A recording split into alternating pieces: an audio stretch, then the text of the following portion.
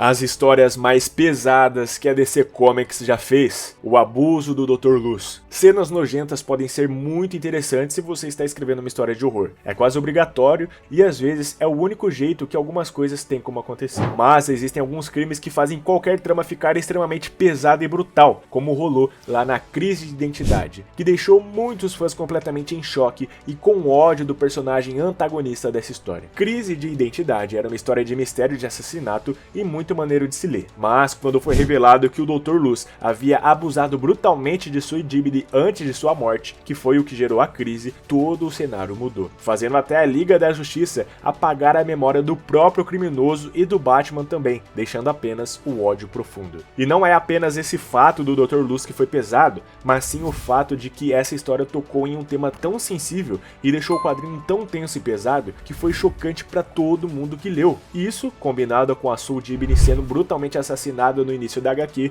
mostra que os escritores dessa história foram longe demais com a pobre Sue apenas para motivar os heróis. É lógico que o tema poderia ser melhor trabalhado e tudo mais de uma maneira diferente do que foi feita, mas seja como for, essa com certeza foi a vez mais pesada que a DC passou de todos os limites. Balançou a terra. Até hoje, todos os fãs de quadrinhos se perguntam o que diabos rolou com o lançamento do gibi do Cavaleiro das Trevas Retorna novamente. Porque tem tanta coisa perturbadora nessa história sobre o Batman que daria pra fazer uma série inteira de vídeos só comentando sobre isso. É uma página pior que a outra, sem contar com os traços horríveis e preguiçosos. É tanta coisa que é até difícil saber por onde começar, mas tem um ponto bizarro e engraçado ao mesmo tempo, que vale a pena conhecer. Isso porque, em um certo momento, o Superman e a Mulher Maravilha acabam tirando a vida de muitas pessoas por estarem fazendo coisas de adulto, né? Balançando a terra inteira de uma só vez. É, você ouviu bem, tá? Não vou dar muitos detalhes porque eu tenho dó de ter que ficar repetindo essa história aqui, mas basicamente o Superman e a Mulher Maravilha finalmente decidem se separar, para cada um seguir a sua vida. E o nheco-nheco que eles fazem antes disso acaba causando terremotos e tsunamis em todo o planeta, provavelmente matando centenas ou milhares de pessoas. E tudo isso só para que a Mulher Maravilha pudesse fazer uma piadinha boba ali no final, quando acabou a situação toda. E como eu falei antes, os traços feios não ajudam em nada essa parte da história, pois é algo que fica completamente desagradável de olhar, já que os dois personagens ficaram feios que dói,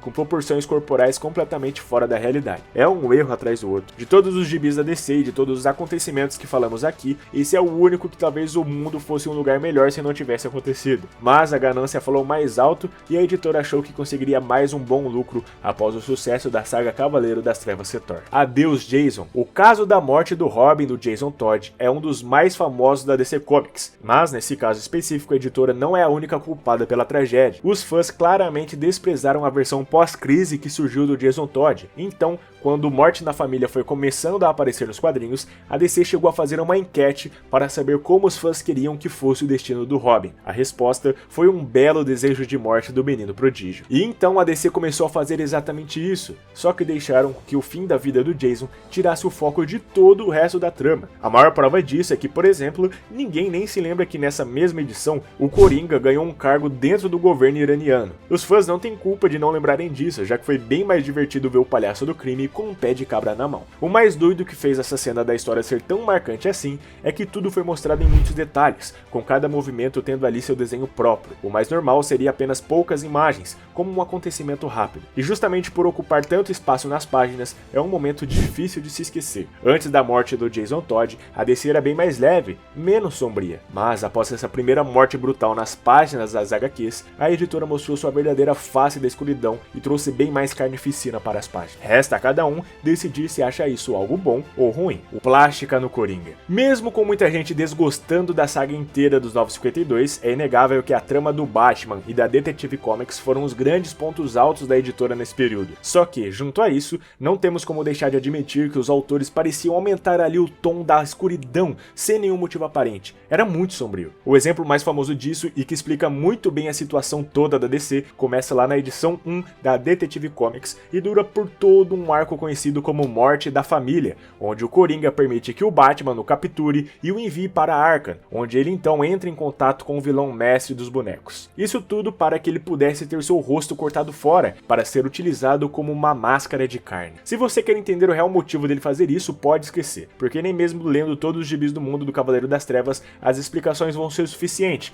é mais fácil aceitar a loucura e pronto. Mas o que fica subentendido é que o Coringa queria passar uma mensagem para o Batman, como algo cheio chega de máscaras. Mas o arco de Batman Endgame faz a mesma coisa, e não precisou de toda essa parte nojenta e sem sentido de cortar o rosto. É legal? Sim, mas segue sendo muito bizarro. Simplesmente não tem razão para que essa tenha sido a maneira que o Coringa escolheu de mostrar que estava ainda mais doido. O único motivo plausível foi o roteirista querer colocar algo bem nojento e marcante para sua estreia nessa nova etapa da DC. Se essa era a ideia, ao menos funcionou. Mulher na geladeira. A morte da namorada do Lanterna Verde foi algo tão marcante que é referenciado até hoje de diferentes maneiras. E além disso, foi um momento extremamente pesado, coisa que nem mesmo os filmes de terror tiveram coragem de fazer. Sim, esse é o caso de quando a namorada do Kyle Rayner teve seu corpo morto preso dentro de uma geladeira. Bora entender melhor esse caso completo. Após a morte dos outros Lanternas Verdes pelas mãos do Hal Jordan, que estava meio pirado, Kyle Rayner é recrutado como o único Lanterna Verde restante. Esse pequeno reboot ali das histórias do Lanterna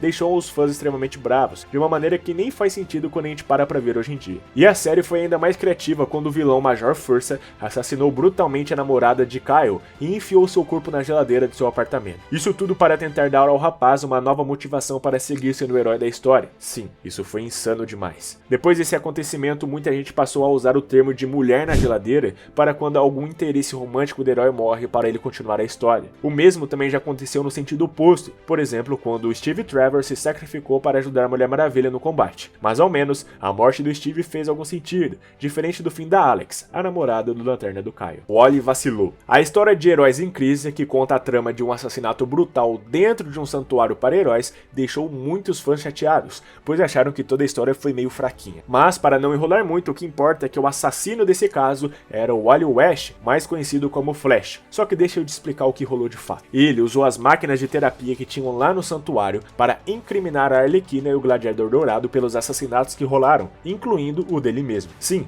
ele tinha morrido 5 dias no futuro e aí viajou no tempo. Aquela loucura toda dos Flash que vocês já conhecem. Então, enquanto os heróis vão atrás de respostas sobre o tal crime, achando que a Arlequina e o Gladiador eram os culpados, o Wally consegue sair impune. O menino tinha muitas razões para fazer isso, envolvendo dezenas de outras tramas que haviam rolado anteriormente. O que foi mais chocante e revoltante para muitos fãs é que menos de 5 anos depois do personagem ter voltado a aparecer nas tramas principais da editora, uma coisa horrível dessas acontece. É no mínimo um grande vacilo com um grande herói. Mas é isso, galera, muito obrigado pelo enorme carinho de vocês, um forte abraço e até mais!